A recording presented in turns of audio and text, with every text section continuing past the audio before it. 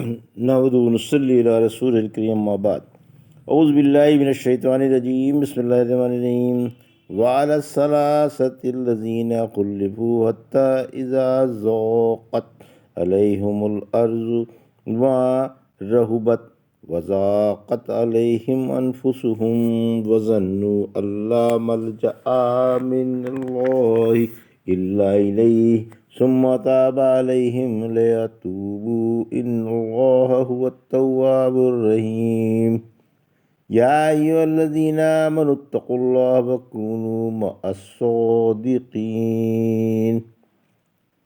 ابھی آپ نے سورہ توبہ کی آیت 118 اور 119 کی تلاوت سماعت فرمائی۔ ان آیتوں کا ترجمہ اور تفسیر اس طرح ہے۔ ترجمہ: اور ان 3 شخصوں پر بھی جو توبہ میں پیچھے کر دیے گئے تھے، یہاں تک کہ جب زمین فراخی کے باوجود ان پر تنگ ہو گئی اور وہ خود بھی اپنی جانوں سے بیزار ہو گئے اور انہیں یقین ہو گیا کہ اللہ کی باس پرس سے بچنے کے لیے علاوہ اسی کی طرف رجوع کرنے کے اور کوئی جائے پناہ نہیں، تو پھر اللہ نے اپنی رحمت سے ان کی طرف توجہ فرمائی تاکہ وہ توبہ کرتے رہیں۔ یقیناً اللہ بڑا ہی توجہ فرمانے والا اور کمال مہربان ہے۔ اے ایمان والو، اللہ سے ڈر جاؤ اور سچے لوگوں کے ساتھ رہو۔ یہ تھا ترجمہ سورہ توبہ کی آیت 118 اور 119 کا تفسیر۔ اصحاب ثلاثہ کا جنگ تبوک میں شامل نہ ہونے کا واقعہ۔ آیت 118۔ عبید اللہ بن کعب بن مالک، جو کعب کے نابینا ہو جانے کے بعد ان کے ساتھ رہا کرتے تھے، فرماتے ہیں کہ میں نے اپنے والد سے ان کی زبانی جنگ تبوک میں شریک نہ ہونے کا واقعہ سنا ہے۔ آپ فرماتے تھے کہ بحث جنگ تبوک کے کسی اور جنگ میں پیچھے نہیں رہا، البتہ جنگ بدر میں بھی شامل نہ ہو سکا تھا، لیکن اس میں حصہ نہ لینے پر کسی پر عتاب نہیں اترا۔ آپ محض قافلے کا راستہ روکنے کے لیے روانہ ہوئے تھے، لیکن اللہ نے اتفاق سے آپ کو دشمن سے بھڑا دیا اور مسلمانوں کو شاندار فتح عطا فرمائی۔ ہاں، میں عقبہ والی رات کو اللہ کے رسول صلی اللہ علیہ وسلم کے پاس موجود تھا جب ہم نے آپس میں حفاظت اسلام پر عہد کیا تھا۔ شب عقبہ کی موجودگی مجھے جنگ بدر سے زیادہ پیاری ہے، اگرچہ بدر کا واقعہ مشہور ہے۔ تبوک کا واقعہ یہ ہے کہ مجھے اس وقت جو سہولت حاصل تھی، ایسی سہولت کبھی حاصل ہی نہ تھی۔ اس سے پہلے میرے پاس 2 سواریاں بھی کبھی نہ ہو سکتی تھیں، لیکن اس موقع پر ایک چھوڑ 2 سواریاں موجود تھیں۔ جب اللہ کے رسول صلی اللہ علیہ وسلم کسی جنگ کا ارادہ فرماتے تو کھلم کھلا نہیں فرماتے تھے، بلکہ اشارے کنائے سے لوگوں کو سمجھاتے تھے کہ جنگ کی تیاریاں کر لیں۔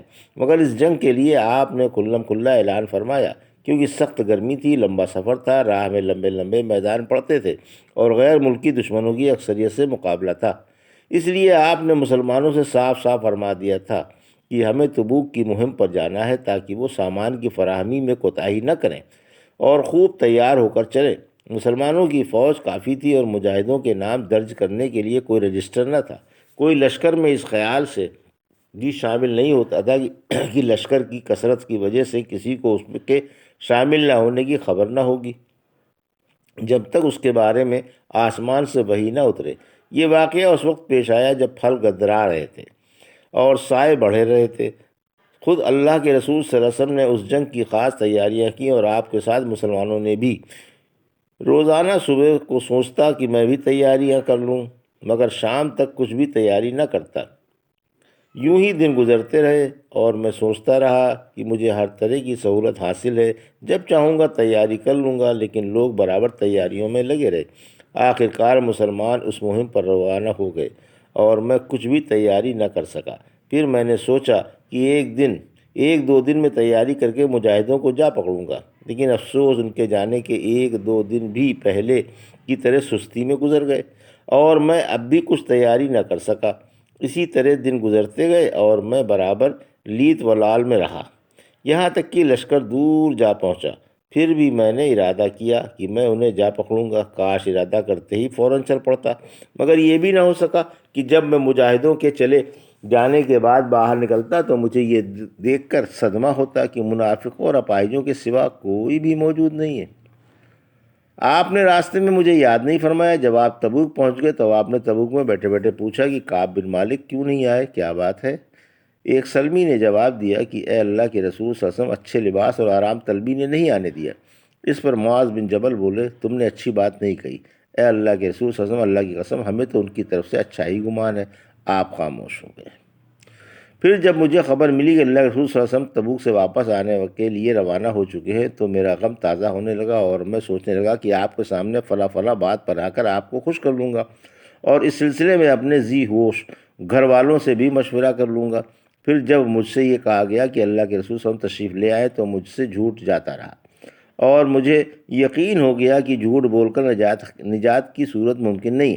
چنانچہ میں نے سچی بات بیان کرنے کا پکا ارادہ کر لیا۔ جب آپ سفر سے آتے تو پہلے مسجد میں جا کر 2 رکعت نماز پڑھتے، پھر مسجد میں لوگوں سے ملنے کے لیے بیٹھ جاتے۔ چنانچہ آپ مسجد میں تشریف فرماتے اور آپ کے پاس جنگ میں حصہ نہ لینے والے آ کر قسمیں کھا کر ہیلے بہانے کر رہے تھے۔ یہ 80 سے کچھ اوپر آدمی تھے۔ آپ ظاہری حالت میں ان کا عذر قبول فرما کر ان کے لیے دعا کر دیتے تھے اور ان کے دل کے حالات اللہ کے حوالے کر دیتے تھے۔ آخرکار میں نے بھی آ کر سلام کیا۔ آپ نے ناراض آدمی کی طرح تبسم فرمایا، پھر مجھ سے فرمایا آؤ بیٹھو۔ چنانچہ میں آپ کے سامنے آ کر بیٹھ گیا۔ پوچھا تم کیوں جہاد میں شریک نہیں ہوئے؟ کیا تم نے سواری نہیں خرید لی تھی؟ میں نے کہا اے اللہ کے نبی صلی اللہ علیہ وسلم، اگر میں آپ کے علاوہ کسی دنیا دار کے پاس بیٹھا ہوتا تو کوئی عذر تراش کر اس کی ناراضگی سے بچ جاتا۔ مجھے اللہ نے بات منوانے کی طاقت دی ہے، لیکن اللہ کی قسم مجھے یقین ہے کہ اگر میں آج آپ سے جھوٹ بولوں تو بول کر آپ کو راضی کر بھی لوں تو ممکن ہے کہ اللہ آپ کو مجھ پر ناراض کر دے، اور اگر میں سچی بات بتاؤں تو آپ مجھ پر خفا ہوں گے، لیکن مجھے اللہ کی طرف سے حسن انجام کی امید ہے۔ واقعی مجھے کوئی عذر نہ تھا، میں قطعی فارغ البال تھا اور ہر طرح کی آسانیاں میسر تھیں، مگر اپنی سستی سے شامل نہ ہو سکا۔ فرمایا انہوں نے سچی سچی بات بتا دی، اچھا گھر جاؤ جب تک اللہ تمہارے بارے میں کوئی فیصلہ نہ فرمائے۔ چنانچہ میں اٹھ کھڑا ہوا۔ میرے پیچھے کچھ سلمی بھی آئے اور کہنے لگے کہ ہمارے علم میں تم نے اس سے پہلے کوئی قصور نہیں کیا، تم نے اور لوگوں کی طرح اللہ کے رسول صلی اللہ علیہ وسلم کے سامنے کوئی بہانہ کیوں نہیں بنا کر دیا؟ اگر تم کو جھوٹ سے گناہ ملتا تو اللہ کے رسول صلی اللہ علیہ وسلم کا استغفار ہی تمہارے لیے کافی تھا۔ انہوں نے مجھے اس قدر سخت سست کہا کہ پھر میں نے ارادہ کر لیا کہ جا کر آپ کے سامنے کوئی ہیلا ہی پیش کر دوں۔ پھر میں نے پوچھا کہ مجھ جیسا کوئی اور آدمی بھی ہے؟ بولے ہاں 2 آدمی اور ہیں، انہوں نے بھی تمہاری طرح سچ بات بتائی ہے، اور ان سے بھی وہی کہا گیا ہے جو تم سے کہا گیا ہے۔ میں نے پوچھا کون کون ہے؟ بولے مرارہ بن ربیہ عامری اور ہلال بن امیہ، یہ دونوں نیک صحابی تھے اور بدری بھی تھے اور میرے لیے نمونہ تھے۔ مجھے ان کے نام معلوم کرتے تسکین ہوئی، پھر میں نے واپسی کا ارادہ فسخ کر دیا۔ اللہ کے رسول صلی اللہ علیہ وسلم تمام مسلمانوں کو ہم تینوں سے بات چیت بھی کرنے سے روک دیا۔ لوگ ہم سے کترانے لگے اور اجنبی سے معلوم ہونے لگے، یہاں تک کہ وطن بھی مجھے بدلا بدلا سا معلوم ہونے لگا، اور اب میرا وطن میرا جانا پہچانا شہر نہ رہا۔ ہمیں اس حال پر 50 دن گزر گئے۔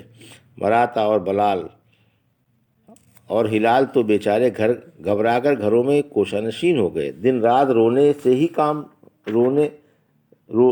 ہی سے کام تھا، لیکن چونکہ میں تینوں میں ذرا طاقتور اور سخت تھا، اس لیے میں جماعت سے نماز بھی پڑھتا رہا اور بازاروں میں چلتا پھرتا بھی رہا، لیکن مجھ سے کوئی بات نہیں کرتا تھا۔ آپ نماز کے بعد اپنی جگہ پر بیٹھے ہوئے ہوتے، میں آپ کو آ کر سلام کرتا اور دل میں سوچتا کہ دیکھوں آپ نے سلام کا جواب ہونٹ ہلا کر دیا بھی ہے یا نہیں۔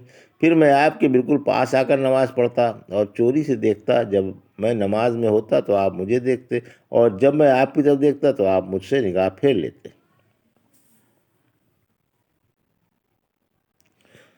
پھر 10 دن اور گزر گئے اور پورے 50 دن ہو گئے۔ 50ویں دن کی صبح کو میں نے صبح نماز اپنے گھر کی چھت پر پڑھی۔ نماز پڑھ کر دلگیر و ہراساں بیٹھا ہوا تھا اور زمین فراخی کے باوجود مجھ پر تنگ تھی، بلکہ مجھے اپنی ذات سے بھی آر آنے لگی تھی۔ اتنے میں نے سنا کہ سلا پہاڑی پر ایک اعلان کرنے والا زور زور سے کہہ رہا ہے کعب بن مالک خوش ہو جاؤ۔ یہ سن کر میں بے تامل سجدے میں گر گیا اور مجھے یقین ہو گیا کہ اب ہمارے دن پھر گئے اور اللہ نے ہماری توبہ قبول کر لی۔ آپ نے صبح کی نماز پڑھ کر ہماری توبہ کا اعلان فرمایا۔ یہ سن کر لوگ مجھے اور میرے ساتھیوں کو خوشخبری دینے دوڑ پڑے۔ بلکہ ایک شخص نے تو سرپٹ گھوڑا دوڑا دیا، مگر ایک اسلمی دوڑ کر پہاڑ پر چڑھ کر چیخ چیخ کر اعلان کرنے لگا۔ میں نے گھوڑے سے پہلے ان کی آواز سن لی، پھر جب یہ میرے پاس آئے تو میں نے انہیں خوش ہو کر اپنے کپڑے اتار کر پہنا دیے، لے دے کر وہی کپڑے میرے پاس تھے۔ پھر میں نے کپڑے مستعار لے کر پہنے، پھر میں رسول اللہ صلی اللہ علیہ وسلم سے ملنے کے لیے چلا۔ لوگ راستے میں جوق در جوق مجھ سے ملتے رہے اور توبہ کی مبارکباد دیتے رہے اور کہتے رہے کہ کعب توبہ مبارک ہو۔ آخر کار میں مسجد میں آیا، آپ مسجد ہی میں تشریف فرما تھے اور آپ کے پاس صحابہ اکرام تھے۔ طلحہ بن عبید اللہ رضی اللہ عنہ مجھے دیکھ کر کھڑے ہو کر دوڑ کر میرے پاس آئے، مجھ سے مصافحہ کیا اور مجھ کو مبارکباد دی۔ ان کے علاوہ کوئی اور مہاجر میرے لیے کھڑا نہیں ہوا۔ میں طلحہ کے خیر مقدم کو کبھی نہیں بھولتا۔ پھر جب میں نے اللہ کے رسول صلی اللہ علیہ وسلم کو سلام کیا تو آپ کا رخ مال مسرت کے دمک رہا تھا۔ آپ نے فرمایا، پیدائش کے بعد سے آج تک ایسا اچھا دن تم پر نہیں آیا، تم کو اس کی خبر خیر و بھلائی مبارک ہو۔ میں نے پوچھا، اے اللہ کے رسول صلی اللہ علیہ وسلم، کیا یہ بشارت آپ کے پاس سے ہے یا اللہ کے پاس سے؟ فرمایا، میرے پاس سے نہیں بلکہ اللہ کے پاس سے ہے۔ جب آپ کو مسرت ہوتی تو آپ کا رخ انور چمک اٹھتا تھا اور چاند کا ٹکڑا معلوم ہوتا تھا۔ پھر میں بیٹھ کر بولا کہ میں اپنی توبہ کے شکریے میں اپنا مال اللہ کی راہ میں خیرات کرنا چاہتا ہوں۔ فرمایا، کچھ مال رہنے دو، اس میں تمہارے لیے بھلائی ہے۔ میں بولا، اچھا، خیبر والا حصہ رہنے دیتا ہوں۔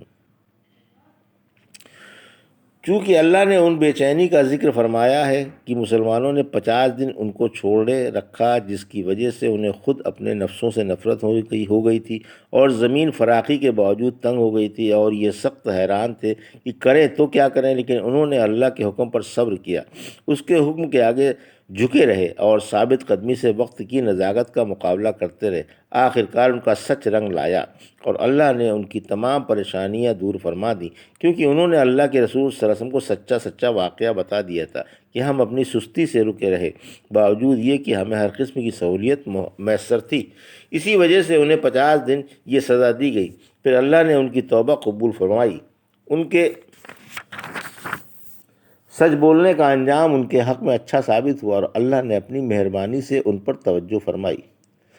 آیت 119، سچ بولنے کا حکم۔ اس لیے یہاں آیت 119 میں فرمایا گیا کہ اے ایمان والو، اللہ سے ڈرتے رہو اور ہمیشہ سچ بولو، سچ اپنے اوپر لازم کر لو، سچے بن جاؤ گے اور تباہیوں سے بچ جاؤ گے۔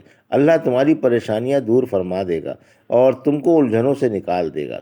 چنانچہ رحمت عالم صلی اللہ علیہ وسلم نے فرمایا، اپنے اوپر سچ لازم کر لو، کیونکہ سچ نیکی کی رہبری کرتا ہے اور نیکی جنت کی راہ دکھاتی ہے۔ انسان برابر سچ بولتا رہتا ہے اور سچ بولنے کی پابندی کرتا رہتا ہے، آخرکار اللہ کے ہاں سچا لکھ لیا جاتا ہے۔ اور جھوٹ سے اپنے کو بچاتے رہو، کیونکہ جھوٹ بے حیائی کی رہبری کرتا ہے اور بے حیائی جہنم کی راہ دکھاتی ہے۔ انسان برابر جھوٹ بولتا رہتا ہے اور جھوٹ بولنے کا پابند رہتا ہے، آخرکار اللہ کے ہاں جھوٹا لکھ لیا جاتا ہے۔ ابن مسعود رضی اللہ فرماتے ہیں کہ جھوٹ کسی حال میں بھی درست نہیں ہے، خواہ بطور مذاق کے ہو یا بطور سنجیدگی کے۔ پھر آپ نے یہ آیت پڑھ کر سنائی اور فرمایا کہ سچوں کا ساتھ دو، یعنی اللہ کے رسول صلی اللہ علیہ وسلم کا اور صحابہ کرام کا ساتھ دو، ابوبکر، عمر اور ان کے ساتھیوں کا ساتھ دو۔ اگر تم سچوں کا ساتھ دینا چاہتے ہو تو دنیا سے بے رغبتی برتو اور مسلمانوں کا دل نہ دکھاؤ۔ یہ تھا سورہ توبہ کی آیت 118 اور 119 کا ترجمہ اور تفسیر جو بھی آپ نے سماعت فرمائی۔ بارک اللہ لی و لکم فی القرآن، نفعنا ایاکم بآیات الذکر الحکیم۔